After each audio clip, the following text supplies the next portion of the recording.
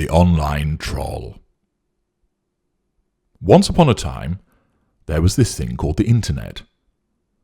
And much like the Romans when they built the roads, and they had no idea what eventually would come along them, when Sir Tim Berners-Lee created the internet, he had little idea what it would bring. He envisaged it as a resource available for everybody. And, whilst there are many good things about it, there are also many bad things. The internet has allowed you to turn the heating on in your house from a remote location. It allows you to order packages from people all around the world. It allows you to shop. It allows you to interact with people, listen to music, share your creations. Along came social media. Along came a means of talking, seeing, involving yourself with other people from the comfort of your own home. The ability to stream films, football matches, and so much more. And, of course, the availability of pornographic material at the click of a mouse. No longer was it necessary for a furtive visit to the sex shop, or, as a teenage boy, hoping to happen upon a discarded bongo mag in a hedgerow somewhere. Instead, porn was available on tap. But also, along with the internet came the concept of the online troll. Hitherto, the troll did not really exist.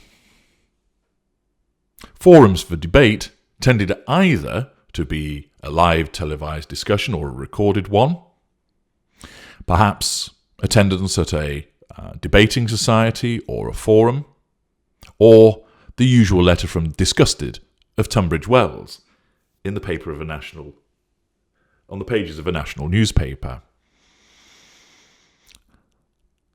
Speed could only be afforded in person. There was not the multiplicity utilised by telephone debate.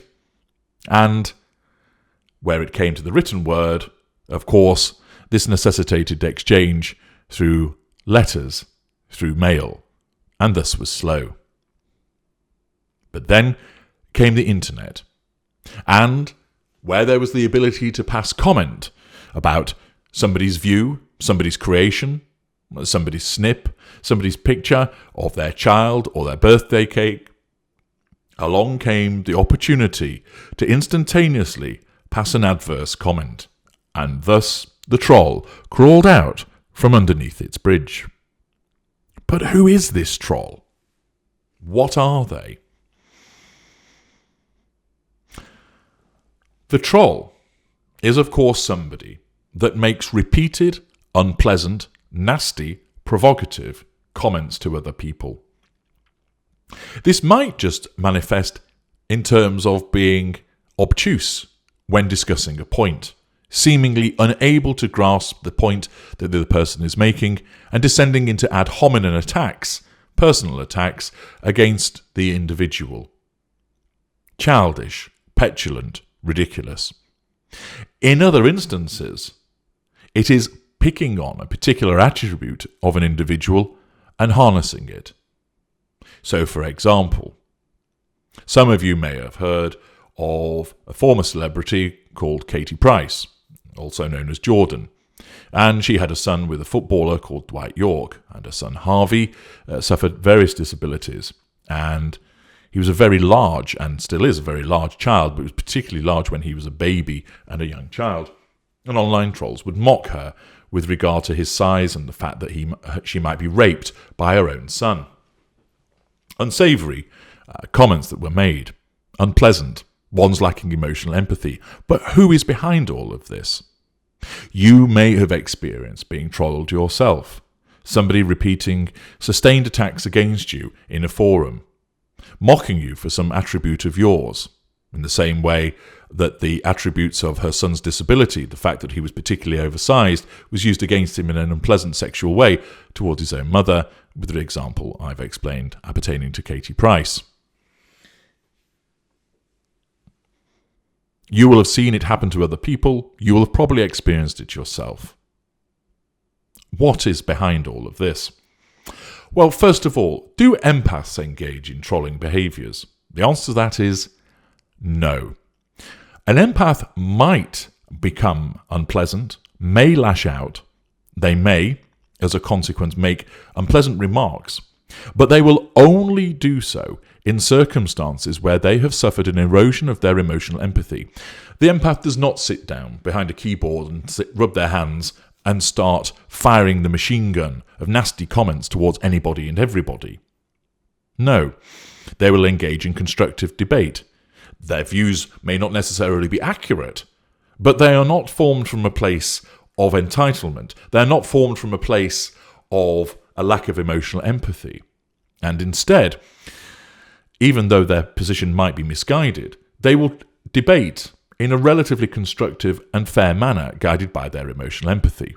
Of course, if somebody keeps going at them and at them and at them, certain empaths, that results, because it's an external stressor, in the reduction of their emotional empathy, with the consequence that they will lash out at that individual. But they don't lash out at everybody on that forum, just the one particular person that is provoking them, and they may respond with some choice words. Alternatively, they effectively impose no contact and choose to ignore them. But invariably, they do so too late, after they've been on the receiving end of unpleasant comments, where they've perhaps tried to reason with this individual to make them see sense with regard to the ridiculousness of their argument, the nastiness of their comments, and to no avail. And thus, with their own emotional empathy then eroded, they may well turn around and lash out against their protagonist. But empathic individuals do not engage in the habitual behaviour that is online trolling.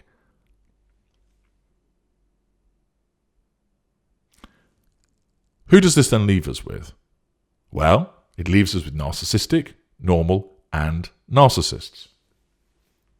You may think that it's fairly obvious that online trolls are narcissists, and indeed you'd be correct. Many of them are. It's quite simply this. When the narcissist asserts a view, and somebody disagrees with it, no matter how well reasoned, that narcissist suffers the receipt of challenge fuel, and their control is inherently and unconsciously threatened by the individual disagreeing with them. An articulate and educated narcissist with a high cognitive function would assert control in a manner of demonstrating charm, reference to evidence, and correct the inaccuracy, and deal with it that way. But a less evolved one, with a lower cognitive function, and the immediate need to assert control,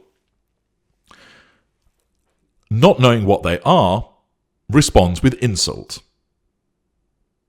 with blame shifting, with provocation, with nasty put-downs, forms of triangulation, responding with deluded observations, responding with non-existent evidence, shifting to an ad hominem attack, perhaps looking at the profile picture of the person that has commented and making an unpleasant comment about their facial features, the size of their ears, or describing them as being ugly. Perhaps even going and looking on their page and commenting about saying, well, you would say that, seeing as you live with sheep. The narcissist has their control threatened by the comment made by the other individual, and as a consequence of that, unconsciously needs to assert control, and therefore they do so through a particular manipulation which is not particularly cultured, sophisticated, or subtle, and they lash out. And that is one form of the online troll, the narcissist responding in that way. In other instances, their narcissist control might be threatened by somebody proximate to them, but they're not able to assert control, and therefore there is a transference of the behaviour, which is then placed upon random strangers on the internet. Basically, they become the recipients of the narcissist's need to assert control over somebody else by provoking them to draw fuel from them and to make the narcissist, in effect, feel better. By picking on somebody else because they couldn't deal with the person proximately, they basically take it out on somebody else. And again, this all derives from the narcissist's need for control. The person in their private life has challenged them. They have not been successfully able to assert control over that individual, but they withdraw from them, which allows an assertion of control, but they perhaps have had their fuel levels diminished by wounding. They need to get fuel, and Driven by their paranoia, they go on the internet because it's a very fast and easy way of drawing fuel, admittedly not large amounts because it's just the written word, and they start to troll people. They take it out on other people, they assert control over those other people, and they draw fuel from all of the reactions from individuals. They go fishing for a bite. They look to get somebody on the hook. They look to provoke them with a kind of whoosh. Those and similar phrases are applicable to those individuals. And therefore, many online trolls are narcissists exhibiting the narcissistic dynamic of experiencing a threat to control and thus having to nullify that threat through a base manipulation of insult, provocation, triangulation, denial, deflection, all for the purposes of causing hurt and upset because that provides fuel and signals control.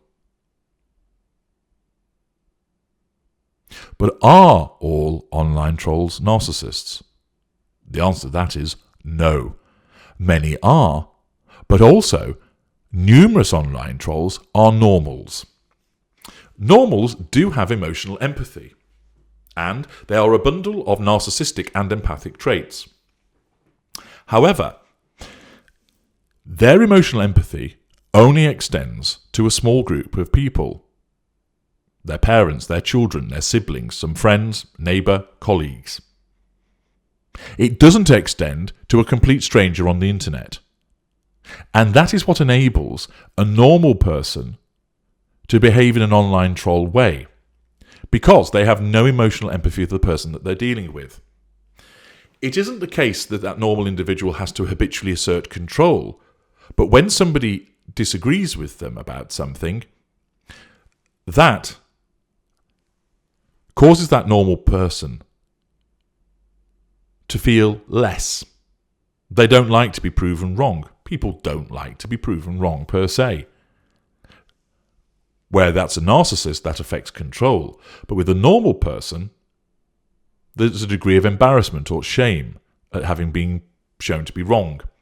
And because there is an absence of emotional empathy for the person that has provoked that shame or embarrassment, the normal then responds with an unpleasant comment.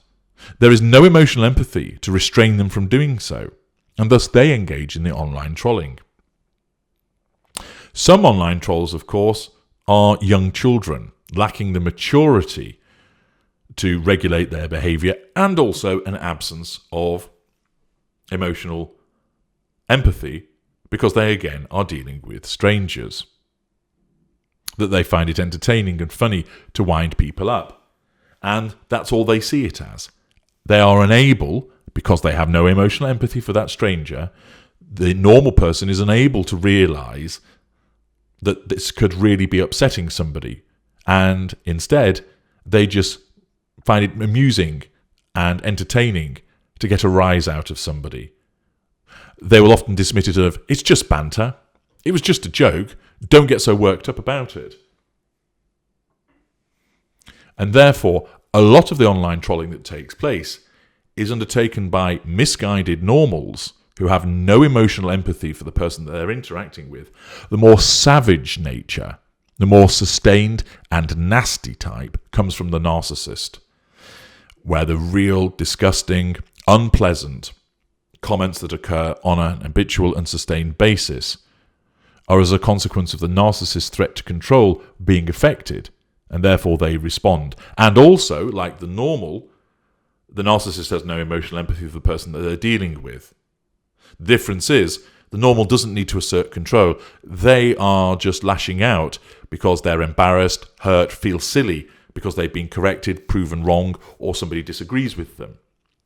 And their absence of emotional empathy causes them to troll, because they perhaps lack the intellectual capacity to engage in a rational debate, pointing to the evidence to prove their point and perhaps to correct the other individual. So they have to fall back into name-calling, insults, smearing, slandering.